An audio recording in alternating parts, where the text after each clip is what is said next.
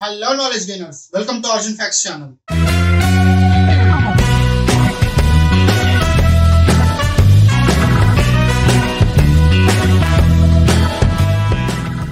హిందువులు పార్వతీదేవిని ఆరాధించే దేవాలయాల్లో పురాణాలు ఆచారాల పరంగా కొన్ని ప్రత్యేకమైన స్థానాలు ఉన్నాయి. ఆ ప్రాంతాలని శక్తిపీఠాలు అంటారు. ఈ శక్తిపీఠాలు ఏవి ఎన్ని అని ఒకళ్ళు ఒక్కోలా చెప్తారు. కొంతమంది 18 అని, మరికొంతమంది 51 అని, కొందరైతే 52 అని, 108 అని, ఇలా ఎవరికి తోచినట్టు వాళ్ళు చెప్తూ ఉంటారు. అయితే ఎవరైనా చెప్పినా 18 ప్రధానమైన శక్తిపీఠాలని అష్టాదశ శక్తిపీఠాలని అంటారు. శివుడు అర్ధాంగి అయిన సతీదేవి శరీర భాగాలు పడిన ప్రదేశాలు 108. వీటిలో 51 ముఖ్యమైనవి. వీటిలో అతి ముఖ్యమైనది 18. వీటినే అష్టాదశ శక్తిపీఠాలని అంటారు.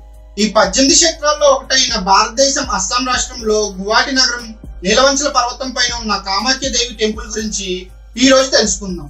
అసలు శివుడి అర్ధాంగి అయిన సతీదేవి శరీర భాగాలు ఎలా భూమి మీద పడ్డాయి, ఈమె శరీర భాగాల్ని ఎవరు ఇలా ముక్కలుగా చేశారు, 18 ముఖ్యమైన క్షేత్రాల్లో కామాఖ్యదేవి టెంపుల్ గురించి ఎందుకు తెలుసుకుంటున్నాం అనేది ఈ రోజు ఈ వీడియోలో తెలుసుకుందాం.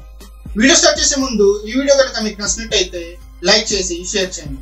అలాగే మీ ఒపీనియన్ కామెంట్ రూపంలో తెలపండి. మన ఛానల్ కి ఎవరైనా కొత్తగా వచ్చినట్టయితే మరిన్ని ఇంట్రెస్టింగ్ వీడియోస్ కోసం ఛానల్ ని సబ్స్క్రైబ్ చేసుకొని బెల్ సింబల్ ని యాక్టివేట్ చేసుకోండి. పౌరాణిక కథ ప్రకారం దక్ష ప్రజాపతి ఒక మహాయజ్ఞాన్ని చేస్తారు. ఆ మహాయజ్ఞానికి ముల్లోకాల్లో ఉన్న దేవీ దేవతలందరినీ పిలుస్తారు. కానీ శివుణ్ణి తన అర్ధాంగి అయిన సతీదేవిని మాత్రం పిలవరు. దక్ష ప్రజాపతి కూతురైన సతీదేవి తన తండ్రి పిలవకపోయినా ఆ మహాయజ్ఞానికి వెళ్తుంది. అలా వచ్చిన సతీదేవిని దక్ష ప్రజాపతి ఘోరంగా అవమానిస్తారు. ఆ అవమానం తట్టుకోలేని సతీదేవి అక్కడ జరుగుతున్న యజ్ఞంలో దూకి తన ప్రాణాలనే వదిలేస్తుంది. ఇంకా ఈ విషయం తెలుసుకున్న శివుడు కోపంతో విలయతాండవం చేస్తూ ఉంటాడు. తనలో ఒక భాగమైన సతీదేవి ఎక్కడికి వెళ్ళలేదనే విషయాన్ని మరిచి తన భార్య అయిన సతీదేవి శరీరాన్ని శివుడు తన భుజం మీద వేసుకొని పిచ్చిగా ముల్లోకాలు తిరుగుతూ ఉంటాడు. ఇలా తిరుగుతూ బ్రహ్మాండం అంతా అల్లకొల్లను సృష్టిస్తాడు శివుడు. దాంతో సృష్టిలో సమతుల్యం ఏర్పడేందుకు లోక కళ్యాణంకై ఆ శ్రీ మహావిష్ణువు తన సుదర్శన చక్రంతో సతీదేవి శరీరాన్ని 18 భాగాలుగా ఖండిస్తారు. అలా ఖండించిన 18 శరీర భాగాలు భూమి మీద ఒక్కొక్క చోట పడతాయి. వాటిని మనం శక్తిపీఠాలుగా చెప్పుకుంటున్నాం. ఈ 18 భాగాల్లో ఒక భాగం గువాహటి నగరం నీలవంచల పర్వతం మీద పడింది. ఆ భాగమే సతీదేవి యొక్క యోని, అంటే గర్భసంచి. అలా ఇక్కడ అమ్మవారు శక్తిపీఠంగా వెలిశారు. ఆవిడే కామాఖ్యదేవి. ఈ గుడికి వచ్చే భక్తులు అమ్మవారి యోని పూజలు చేస్తారు. ఈ గుడిలో ఉన్న యోనిలో నుంచి నిరంతరం నీరు వస్తూనే ఉంటుంది. ఆ నీరు ఎక్కడి నుంచి వస్తుంది అనేది ఎవరికీ తెలియదు. ఇక్కడ ఆశ్చర్యపరిచే విషయం ఏంటంటే సాధారణమైన మహిళల్లాగే కామాఖ్యదేవికి కూడా నెలలో 3 రోజులు రజస్వలం జరుగుతుంది, అంటే పీరియడ్స్ జరుగుతాయి. మృగశిర నక్షత్రం 3వ పాదంలో మొదలుపెట్టి ఆరుద్ర నక్షత్రం 1వ పాదం వరకు అమ్మవారికి రజస్వలం జరిగే ప్రత్యేకమైన రోజు. ఎందుకంటే ఈ 3 రోజులు యోనికుండం నుంచి ఎర్రని స్రవం బయటికి వస్తూ ఉంటుంది.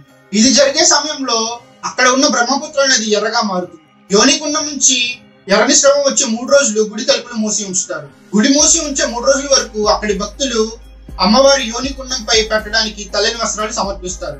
గుడి తలుపులు మూసి ఉంచే 3 రోజుల వరకు అక్కడ అఘోరి బాబాలు, క్షుద్రోపాసకులు, సాధ్వినీలు, సన్యాసినీలు వివిధ రకాల విన్యాసాలు చేస్తూ ఉంటారు. ఇక 4వ రోజు గుడి తలుపులు తెరిచాక పెద్ద ఉత్సవంలాగా జరిపి అమ్మవారి యోనికుండంపై ఉంచిన వస్త్రాలని భక్తులకి ప్రసాదంగా పంచిపెడతారు. అమ్మవారి యోనికుండంపై ఉంచిన వస్త్రాలు తమ దగ్గర ఉంటే రజస్వల దోషాలు పోతాయని అక్కడ ప్రజల నమ్మకం. సాక్షాత్తు శివుడి అర్ధాంగి అయిన సతీదేవి శరీర భాగం భూమి మీద పడిన ఈ ప్రదేశం అత్యంత ప్రత్యేకమైనది మరియు పవిత్రమైనది. ఈ ఆలయంకి వచ్చిన ప్రతి భక్తులు నమ్మేది ఏంటంటే సతీదేవి యొక్క ప్రతి శరీర భాగం పూజించదగ్గనది అని నమ్ముతారు. కొంతమంది చెప్తుంది ఏంటంటే అక్కడ ఉన్న పూజారులు నీళ్ళని ఎర్ర రంగులోకి మార్చడానికి కుంకుమని కలుపుతారని అంటున్నారు. మెన్స్ట్రల్ సైకిల్ విషయం అనేది తప్పు.